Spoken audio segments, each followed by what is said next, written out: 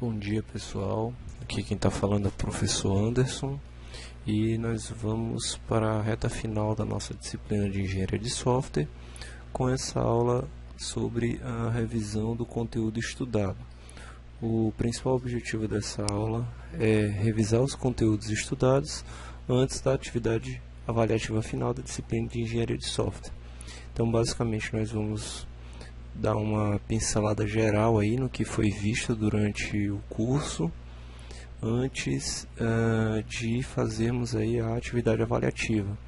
Vale ressaltar que por ser uma aula de revisão, nós vamos citar apenas os pontos principais do que foi visto até hoje, ok?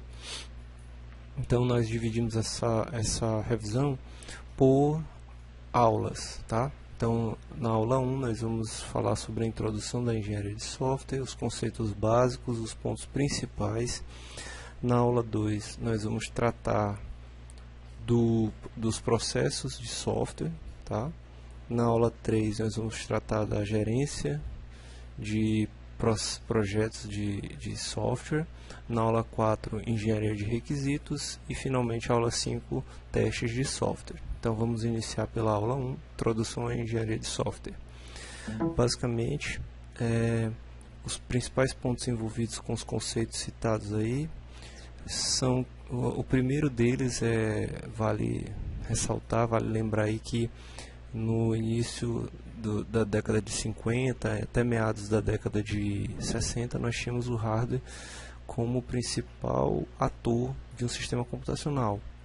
Todo mundo na época estava focado no desenvolvimento, na produção, na industrialização de hardware, e o software foi deixado a princípio de lado. Mas nós vimos que a partir de meados de 60 o software surge aí como ator principal do sistema computacional, e hoje em dia nós sabemos que o software ele produz bastante possibilidade de arrecadação de recurso financeiro. Então, o software ele é desenvolvido e não produzido no sentido clássico, no sentido industrial. Nós vemos que o software ele passa por um processo de desenvolvimento a partir de técnicas, métricas e padrões de desenvolvimento, e não é produzido no sentido clássico industrial. Nesse sentido clássico industrial, nós temos aí a produção, desenvolvimento de hardware, de máquina, o aspecto físico do sistema computacional. O software não segue essa metodologia de trabalho. Ele é desenvolvido por uma equipe a partir de boas práticas, técnicas, ferramentas, métodos, processos que são conceituados e disciplinados pela disciplina de engenharia de software, tá? O custo de software não é na engenharia, o custo de software é na engenharia e não na reprodução. Nós vemos aí que, dependendo do negócio, nós podemos adaptar nosso modelo de desenvolvimento. Esse modelo de desenvolvimento ele não é padrão, tá? Cada produto tem a sua metodologia, a sua forma de desenvolvimento, e ele não é apenas um processo em que se reproduz um produto, tá? Assim como no sentido clássico industrial, onde os gastos são maiores aí justamente nessa reprodução. O software não se desgasta, mas se deteriora, né? Então nós vimos aí que o software ele não sofre o desgaste como a máquina física, né? A máquina física, o hardware, ele sofre desgaste pela ação da energia elétrica, da sobrecarga da energia elétrica, de poeira, de detritos, de água, de diversas variáveis ambientais que fazem com que a vida útil do equipamento possa ser diminuída. E o software ele não possui esse desgaste, mas ele se deteriora, uma vez que novas tecnologias aparecem, novas funcionalidades, e nesse caso ele precisa se adaptar a novas tecnologias. Nesse contexto de adaptação de novas tecnologias, nós temos um termo que foi criado aí, que foi cunhado para descrever várias dificuldades enfrentadas no desenvolvimento no final da década de 60, que é o termo conhecido como a crise do software, né? Então, vários programadores, eles não tinham em que se apoiar, em uma disciplina, em boas práticas, então não existia uma padronização e muito software foi desenvolvido sob demanda, sem o correto planejamento, sem a medição de custos, sem a preocupação com os prazos, e a partir daí a indústria de software passou por um momento de crise que ficou conhecido como crise do software no final da década de 60. A partir daí nós podemos identificar que ocorre o surgimento da disciplina de engenharia de software, né, após uma conferência da OTAN para discutir essa crise do software, né. Nós vimos que a engenharia de software nada mais é do que o estabelecimento e uso de princípios de engenharia de forma a obter economicamente software confiável que funcione eficientemente em máquinas reais, ou, segundo Somerville, o ramo da engenharia cujo foco é o desenvolvimento de software de alta qualidade e dentro dos custos. Então, gente, a crise do software ela se manifestou pelo aumento da complexidade dos problemas, pela ausência de técnicas bem estabelecidas, pela falta de qualidade das aplicações que eram formalmente entregues ao cliente, pela falta de eficiência em termos de custos e prazos e várias dificuldades enfrentadas durante a manutenção do software. A partir dessa crise surge a disciplina de engenharia de software para tentar resolver diversos desses problemas, beleza?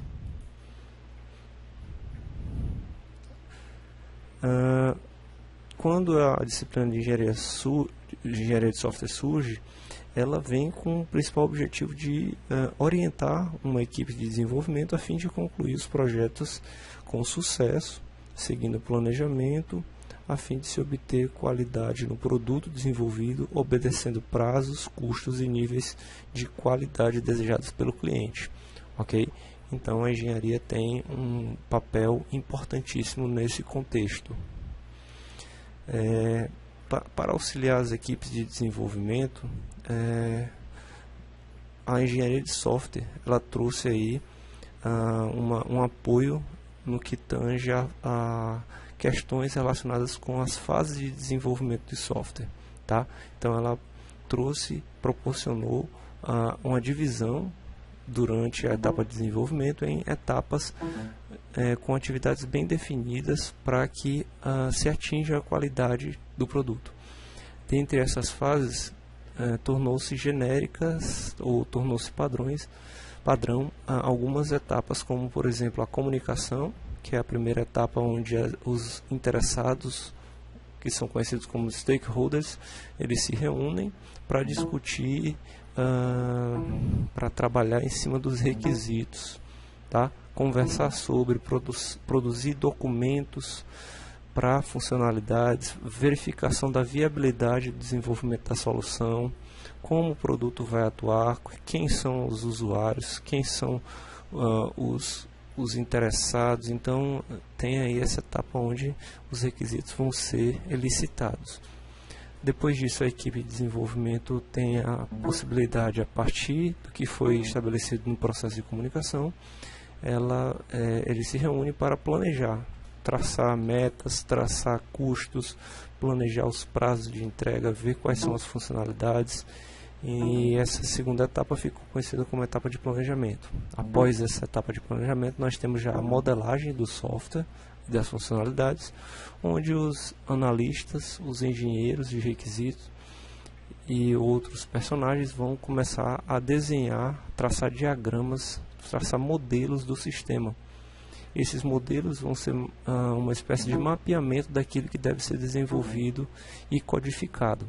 Então nós vamos aí ter vários artefatos produzidos nessa etapa que vão ser utilizados pelos desenvolvedores, os programadores, que vão estar aí na próxima etapa, que é a etapa de codificação. Então os programadores vão começar a codificar, a transformar tudo aquilo que foi discutido e que foi produzido nos artefatos em software, a partir da codificação, escrita de instruções, lógica, utilização de linguagens, de ferramentas para fazer essas funcionalidades de fato funcionar. Na próxima etapa nós temos a entrega do produto, né? Então nós podemos ter a entrega daquilo que foi desenvolvido, que foi codificado.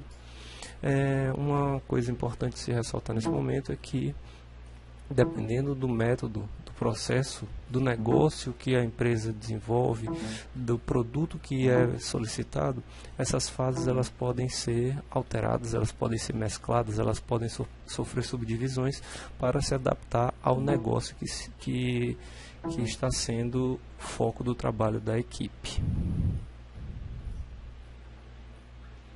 Então, outro fato importante que nós vimos durante as nossas aulas é que a engenharia de software ela pode ser dividida em camadas, né? Que são as camadas de ferramenta, métodos e processo de software. E a base principal dessas camadas é o foco na qualidade. Então, o produto que vai ser desenvolvido precisa precisa se adequar aos níveis de qualidade estabelecidos pelo cliente e pela equipe. As ferramentas, nós vimos aí que geralmente são software que proporcionam um suporte automático e semiautomático aos métodos. Os métodos, eles proporcionam detalhes de como fazer para construir o software, tá? Aí envolve instrumentos, as representações do software durante o desenvolvimento, as notações, linguagens, critérios de qualidade, como avaliar o desenvolvimento, etc. O processo de software é um conjunto de atividades, de ações e tarefas que envolvem a geração de resultados. No caso, os resultados que nós estamos falando são documentos, relatórios, módulos, além de controle, controle do critério de qualidade, dos pontos principais do software, além de questões que envolvem a coordenação e o controle da equipe, ok? E vai ser na aula 2 a gente trabalhou bastante na camada de processo, falando um pouquinho dos métodos de processo de desenvolvimento. Na aula 2 nós trabalhamos com os processos de software e acabamos de ver o conceito, né? Os processos de software são um conjunto de atividades, ações e tarefas realizadas na criação de um produto de trabalho. No nosso caso, o produto é um software, tá? Que vai ter a base sólida,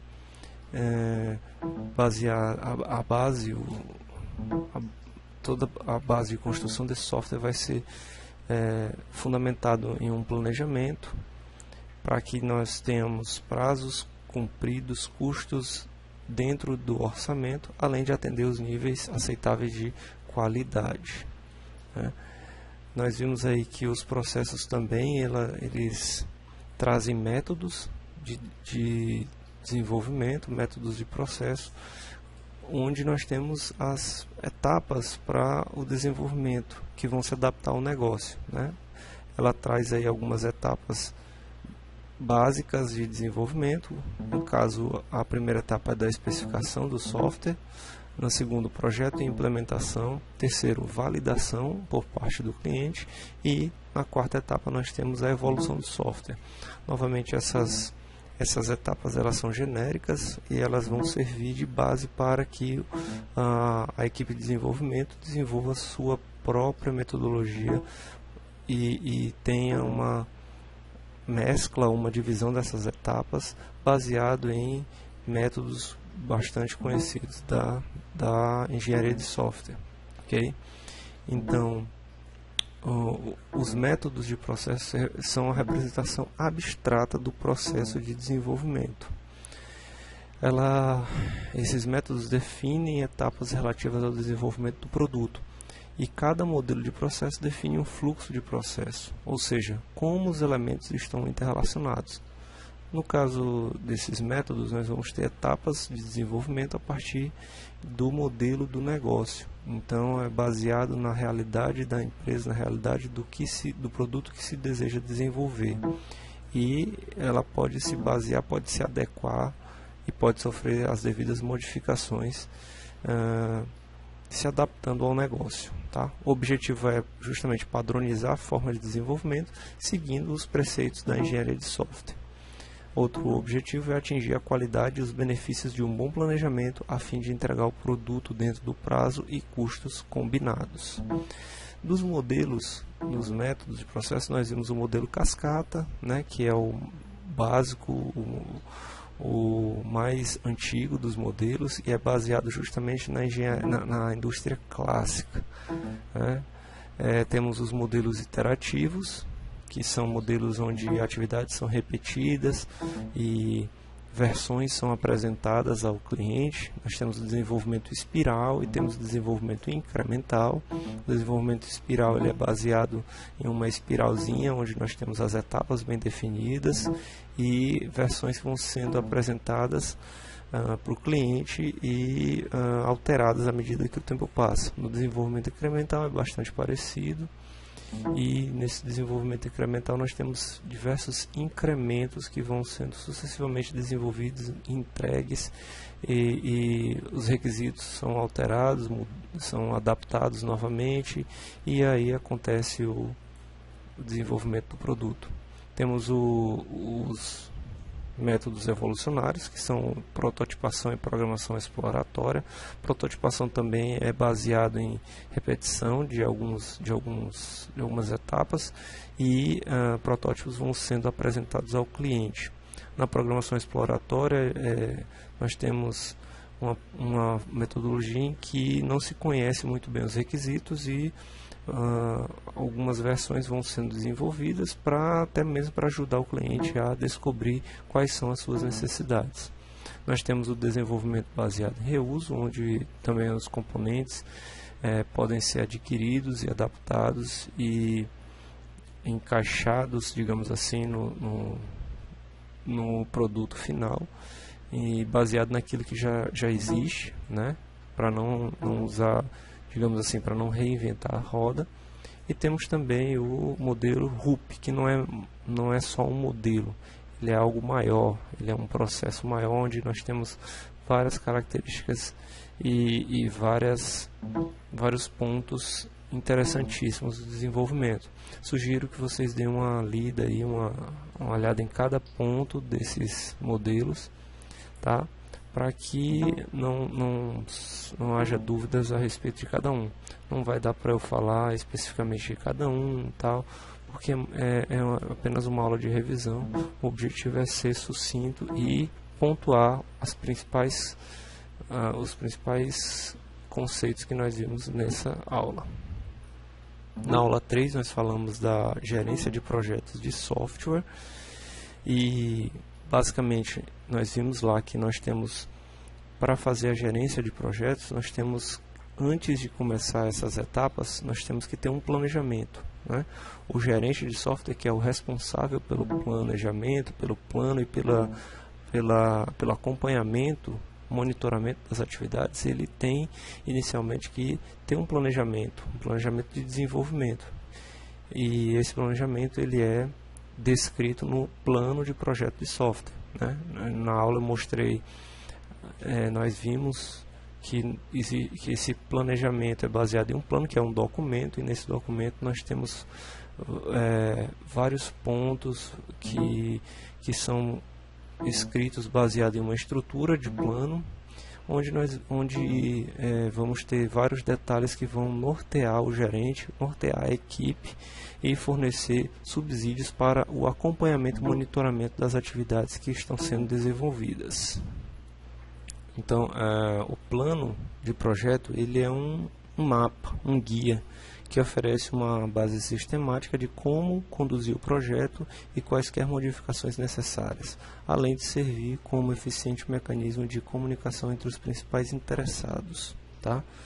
Esses interessados são conhecidos como stakeholders, como eu já falei anteriormente, e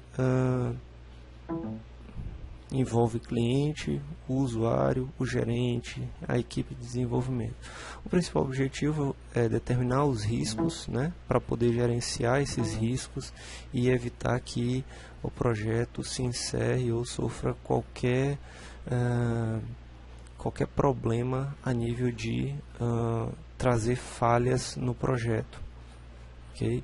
Então, traçar metas, gerenciar os compromissos, apoiar as decisões do projeto, definir os marcos do projeto, as atividades associadas, os artefatos gerados e os respectivos responsáveis. Okay? Então, depois que você tem esse documento, que é o mapa, o plano, o gerente ele tem aí que seguir esse documento e tentar ser o mais fiel possível ao que foi planejado, né? E essas atividades de acompanhamento, de gerência, são atividades que vão envolver o gerenciamento do projeto, e ele é necessário porque o desenvolvimento de software está sempre sujeito a restrições de orçamento, cronograma que são definidos pela organização que está desenvolvendo o software. Então, essa gerência ela tem que acompanhar, ela tem que monitorar as atividades, monitorar a equipe, controlar, gerenciar o contato, gerenciar os interesses do pessoal que está envolvido no desenvolvimento, gerenciar o interesse dos clientes, dos usuários. Ele tem que adaptar a forma, a metodologia de desenvolvimento, apoiando e gerenciando, controlando a sua equipe. Ele tem que controlar isso baseado nos marcos, ele tem que estabelecer uma linha criteriosa sobre os marcos, as tarefas que têm que ser desenvolvidas, as datas de entrega, as funcionalidades que têm que ser apresentadas ao cliente. Então ele tem que traçar, baseado nesses marcos, um cronograma, né? E esse cronograma vai trazer, se for bem feito, ele vai trazer uma possibilidade de monitoramento das atividades bem interessante, fazendo com que o gerente tenha sucesso e que provavelmente o produto tenha sucesso ao ser entregue ao seu cliente, né? E também o gerente ele tem que estar ligado aí nos riscos e na gerência dos riscos que podem vir a atrapalhar o desenvolvimento e trazendo uma possível falha aí na entrega do produto, né? Nós vimos diversos tipos de riscos que estão associados e como trabalhar com essa gerência de riscos, ok? Dentre as gerências, no gerenciamento de riscos, a gente vai tratar da identificação e da preparação de planos para minimizar os efeitos desses riscos no projeto, né? Nós vimos aí que no gerenciamento de riscos, a gente tem etapas bem definidas para fazer o gerenciamento. Nós temos a identificação dos riscos, a análise dos riscos, o planejamento dos riscos e o monitoramento, né? A identificação, a gente identifica os riscos de projeto, produto e negócio. Durante a análise faz-se uma avaliação da probabilidade e consequências desse risco se efetivar. O planejamento ele prepara planos para evitar ou minimizar os efeitos do risco, e o monitoramento ele faz justamente ele monitora os riscos ao longo do projeto, ok? Na aula 4 nós trabalhamos com a engenharia de requisitos, correto?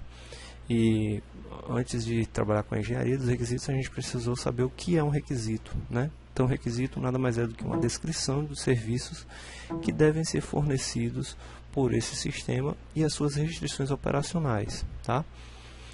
Basicamente, o requisito de sistema é uma característica do sistema ou uma descrição de algo que o sistema é capaz de realizar para atingir seus objetivos, tá?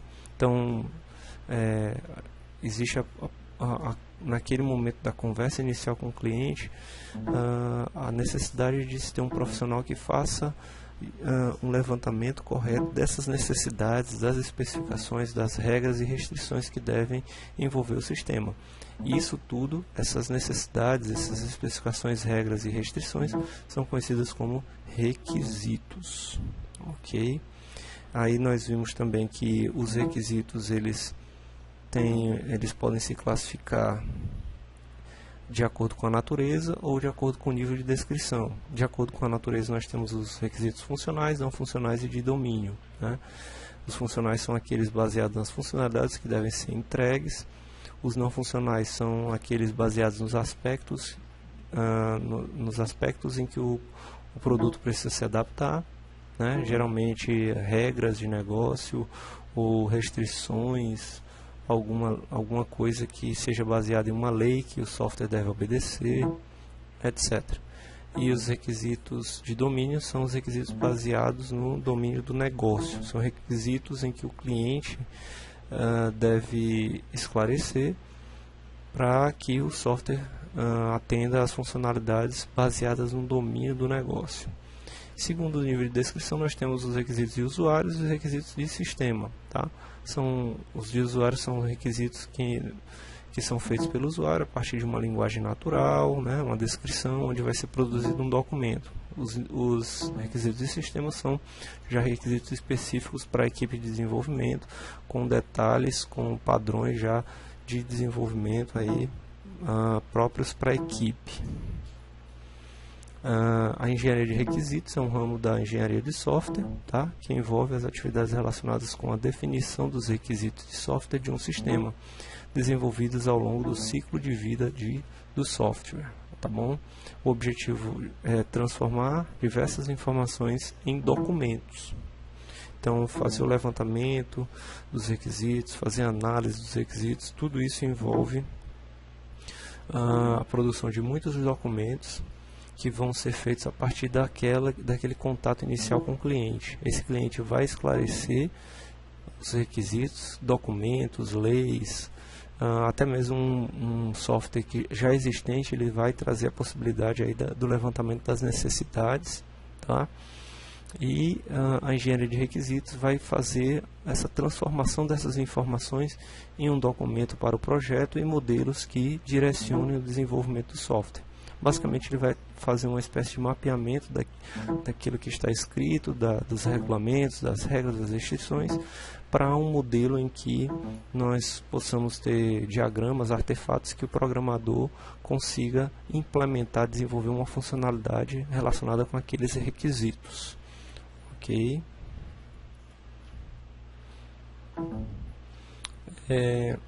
Nós temos aí também nas atividades de engenharia de requisitos, nós temos etapas bem definidas, né, etapas que vão ajudar a equipe a fazer essa transformação dessas necessidades, dessas regras, restrições, funcionalidades em código-fonte em software funcional. Então nós temos aí o levantamento de requisitos, a análise, né, o levantamento é a etapa em que a gente vai fazer o levantamento das necessidades, vamos fazer o levantamento das informações do domínio, se existem sistemas implementados, regulamentos, leis, tudo aquilo que for interessante para o maior esclarecimento possível do que o sistema tem que fazer. Na etapa de análise existe os personagens que vão traduzir esses documentos, essas necessidades para modelos e diagramas, e depois disso todos esses artefatos vão ser documentados, beleza? E antes os documentos e modelos serem entregues para o pessoal da codificação, existe aí uma etapa de verificação e validação dos requisitos, para evitar que haja requisitos ambíguos e problemas aí durante essas etapas de levantamento, análise e documentação de requisitos. Okay? Se houver problema, facilmente a equipe pode retornar às etapas anteriores e fazer a correção do documento de requisitos. Tá? E durante todas essas etapas nós temos aí a gerência dos requisitos, que podem sofrer alterações e consequentemente podem ter que voltar nas etapas iniciais para ser refeito um trabalho. Na aula 5, a última aula, a aula da semana passada, a gente tratou de testes de software. Nós vimos que o teste Basicamente ele é um processo em que se executa o software para determinar se ele atingiu a especificação e se funcionou corretamente no ambiente para o qual foi projetado. Geralmente as etapas de teste elas se concentram no final, né, em alguns modelos de desenvolvimento, mas existem outros, alguns mais atuais, como o desenvolvimento baseado em agilidade. Os testes eles são feitos desde o início do projeto, né? Então o teste é justamente uma das etapas mais importantes e ela tem justamente o objetivo de executar e ver se aquelas funcionalidades do software, se ele funcionou corretamente e se ele está de acordo com o que foi planejado, com o que foi projetado, tá? Ele geralmente tem aí um consumo bastante grande, ele pode ter um consumo de até 40% dos esforços empregados, dependendo da metodologia que se utiliza no processo de desenvolvimento. Então, basicamente, o teste é um processo para executar o sistema sobre uma perspectiva controlada, a fim de revelar os defeitos e avaliar qualidades. Uma prática comum é testar o software após uma funcionalidade ser desenvolvida, ou durante o desenvolvimento de uma funcionalidade antes que ela seja implementada e disponibilizada para o cliente, né?